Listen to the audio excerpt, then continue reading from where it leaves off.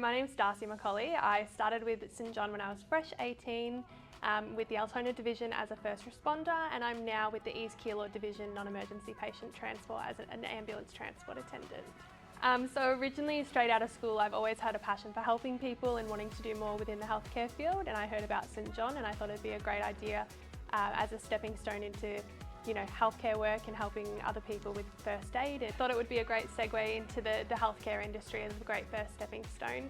And through my work volunteering with St John, I realised that ambulance is the industry that interests me the most in the healthcare field. I heard about non-emergency and I thought that would be a really great other stepping stone before going into the leagues of a paramedic.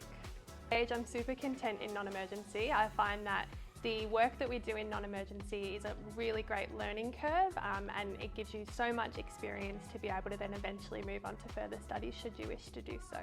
So both roles definitely feed into each other, but they're very separate.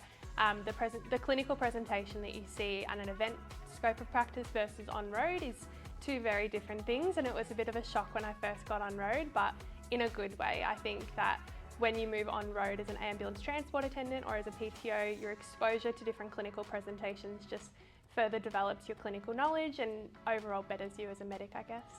I think the main thing though is, when you can really tell that you've made a difference in somebody's day, or, once you finally do get them to hospital and the family come and thank you specifically and say, you made us so much comfortabler and you made my family member feel so much more at ease with the whole experience, because going to hospital is never a fun time. Sometimes we're with people on the worst day of their lives, but anything that we can do to make it that little bit much better is definitely what I take home at the end of the day.